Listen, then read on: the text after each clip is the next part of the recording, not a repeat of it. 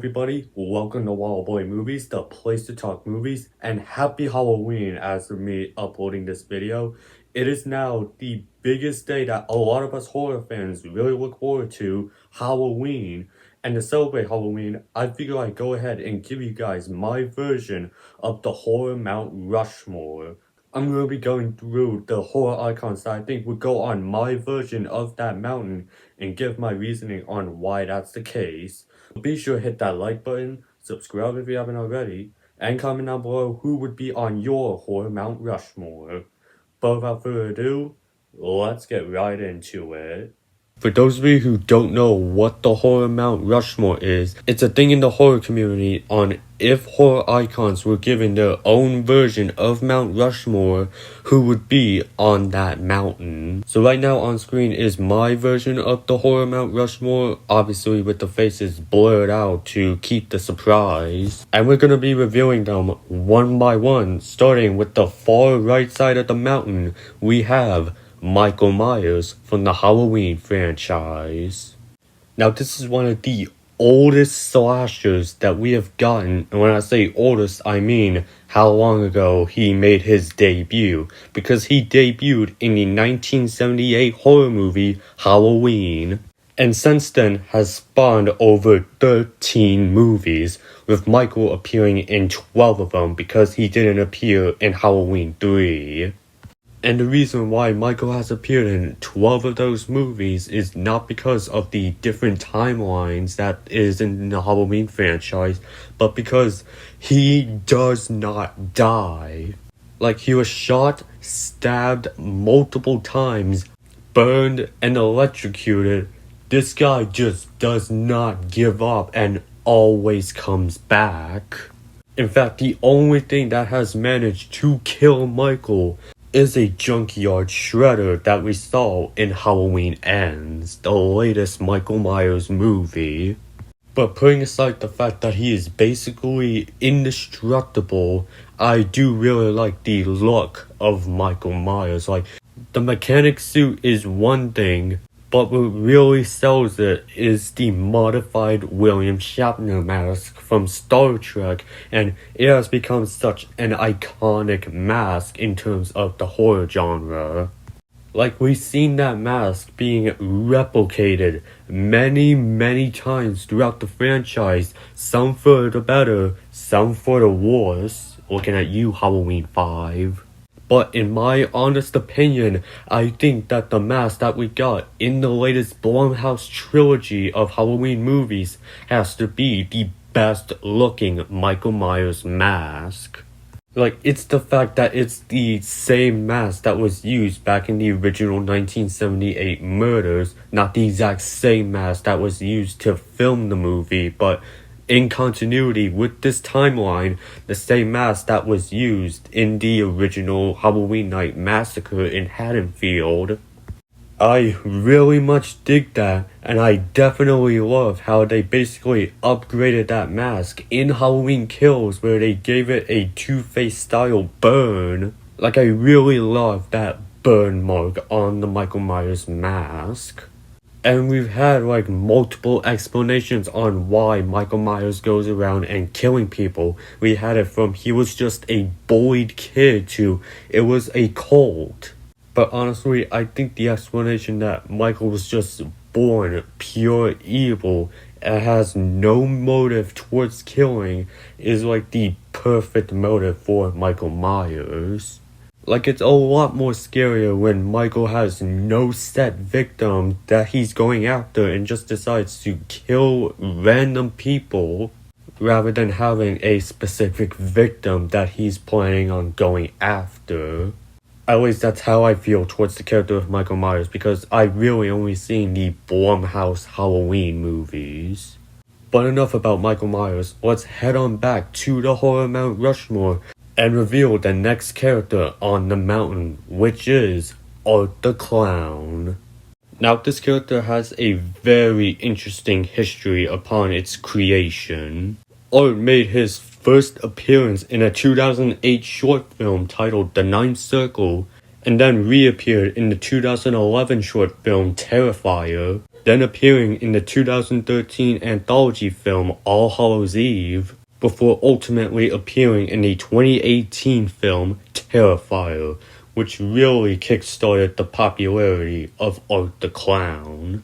Now, I'm going to be sticking only to the David Howard Thornton version of Art the Clown, mainly because I haven't seen the previous versions of Art the Clown. But after watching the entire Terrifier trilogy, I kinda wanna watch the early appearances of Art the Clown. Like, the biggest reason why I absolutely love this slasher is all credited to David Howard Thornton's acting. Like, I've mentioned this whenever I reviewed the entire Terrifier trilogy, that he is a prime example of perfect casting. Like, if we ever get a Terrifier reboot, and whoever will end up playing the new version of Art the Clown, then man, you have some big shoes to fill in. Figuratively and literally. But another thing that makes Art the Clown such a great horror icon is that he has gotta be the most sadistic slasher out of the entire roster, because all of the kills that he has done throughout the entire franchise is so gruesome that it would essentially make his movies NC-17. Like, that's how graphic Art's takedowns are. And this clown has absolutely no boundaries, because the opening of Terrifier 3 does involve a child. That's all I'm gonna say. And to add on top of that, this clown has got some very interesting lore going on that is further expanded in the latest entry, Terrifier 3, that will also be further explored in the upcoming 4th film. But not only is this clown very scary, but this is also gotta be the funniest slasher that we've ever gotten. Like, some of the things that Art the Clown does in these Terrifier movies is so hilarious. Like, the funniest moments that Art the Clown has done has gotta be him messing with Sienna in the costume shop in Terrifier 2, and him meeting Santa in Terrifier 3. Like, I know we got slashers like Freddy Krueger and Chucky that like to make jokes, but some of the things that Art the Clown does in these Terrifier movies is a million times better than the jokes that Freddy Krueger and Chucky made combined. He has honestly gotta be like the best horror icon that has come out of recent memory. Like, a lot of horror fans are wanting to see a brand new slasher icon to be added to the mantle of someone like Freddy Krueger, Jason Voorhees, or Michael Myers. Art definitely should be welcome into that lineup of iconic horror villains. And the fact that this is just a character that appeared in a little short film well over a decade ago to Art absolutely destroying Joker 2 at the box office. Like, that has gotta be very monumental, not just for the Terrifier franchise, but for indie horror in general. But let's head on back to the mountain so we can reveal the next icon on this mountain, which is Chucky. Now, for this video, we're only going to be looking at the Charles Lee Ray version of Chucky rather than the AI buddy doll of Chucky, because the Charles Lee Ray version of the character is more widely known than the one from the 2019 reboot. Meaning this is the one who was a human serial killer who transferred his soul into a good guy doll. And this Chucky has been going on very strong for well over 30 years, ever since the 1988 Child's Play movie. And since then has spawned over 6 sequels and 3 seasons of a TV show on USA and Sci-Fi. And Chucky has gotta be like the most fascinating horror icon out of the entire lineup of slashers.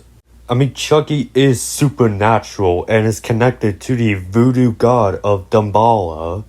And voodoo has been a major part of the entire Child's Play franchise, because it's the explanation on how Chucky can come back after he's been killed at the end of one movie. And ever since 2017's Cult of Chucky, we've been exploring more of the voodoo powers that Chucky is capable of. Like, he has the ability to split his soul into multiple good guy doll bodies. and was also able to split his soul into a human body, Nika. And in season 1 of the TV series, it's explained that Chucky's ultimate goal is to have a child kill someone because it's part of a voodoo ritual that splits his soul into multiple good guy dolls at once. Like, I know earlier in this video we were talking about Art the Clown and his intriguing lore that's going on right now, but Chucky has got some pretty interesting lore himself, and I'm hoping that we learn more about Chucky's voodoo capabilities in the upcoming movie that's in development. But I also want to take this moment to pay my respects to the Chucky TV series because it was not that long ago, like a month, that we found out that the show has been cancelled. But I also gotta go ahead and praise Brad Dourif's voice acting with the character of Chucky because ever since 1988, Brad Dourif has been the voice of Chucky throughout this entire franchise. And I hope that he can remain as the voice of Chucky for as long as he can. Because he does a great job with the voice of Chucky, like it's so iconic. And he makes a lot of the jokes that we get out of Chucky a lot more funnier. Like the 3 Chucky scene in Cult of Chucky has gotta be the most hilarious Chucky moment that we've ever gotten. But when it comes to the character of Chucky, I think the peak of the character has to be in the TV series that we got. Like, I do honestly think that the Chucky TV series has been the peak of what we've seen out of the character of Chucky. Like, season 3 of the show gave us an old man Chucky. And it was that same Chucky who nuked the North Pole in that exact same season. Like, this TV series has gotta be like the peak of this entire franchise. And does a lot of cool things with the character of Chucky that I don't want to dive too deep into because I plan to make entire reviews on all 3 seasons of the show. But let's go ahead and head back to the mountain one last time to reveal a final icon on the mountain, which is Ghostface. Now, I'm not gonna sugarcoat for you guys, like, this is my absolute favorite slasher that we've ever gotten out of the entire horror roster. Now, that might be a bias because I do consider the Scream franchise to be my favorite horror franchise.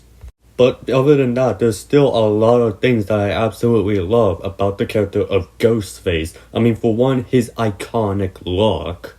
Like, he primarily wears an all-black robe, and really all black, with the exception being the ghost mask. That's just so iconic with the entire Scream franchise. But really, the main attraction with the character of Ghostface is that you do not know who is under that mask. And our protagonists have to figure out who is underneath that mask going around killing people. They can range from very memorable, like Stu Macher, who's just like this deranged killer, to utterly forgettable, like Charlie from Scream 4, like easily the worst Ghostface of the entire franchise. And that's considering the fact that one of the Ghostfaces in this franchise was Sidney Prescott's long-lost brother that we never heard of until the 3rd film. The same can be applied with the Ghostface's motives in these movies. Like, I think the best motives that we've gotten in the Scream franchise is like Billy Loomis's motive, where he just wants revenge on Sidney Prescott. Or wanting to make a better stab movie like Amber and Richie. Or even better, just doing it to get some fame and attention. Just like Joe Roberts in Scream 4. Or more lamer reasons why you decide to put on that Ghostface mask, like, again, Charlie Walker. But mainly, guessing who the killer is and what their motive is essentially the fun part of these Scream movies. Like, it's the pure speculation before a new Scream movie releases. And it's the reason why I always am very much looking forward to a brand new Scream movie coming out. That includes Scream 7, which I know is under so much controversy thanks to the firing of Melissa Barrera. But you also gotta give credit to Ghostface because they create some of the most creative kills I've seen in some horror movies, and that's from someone who has seen all 3 Terrifier movies. Like that garage door kill scene, like, how is that even possible? But it's also creative at the exact same time. But yeah, at the end of the day, Ghostface has to be like my all-time favorite horror slasher that we've ever gotten. And 100% for sure guarantees a spot in my horror Mount Rushmore. And that was my horror Mount Rushmore list. These are essentially my top 4 favorite horror slashers that we've ever gotten. I hope you guys had a great Halloween this year, and be sure to hit that like button, subscribe if you haven't already, and comment down below who would be on your horror Mount Rushmore. And I will see you in the next video, and have a great day.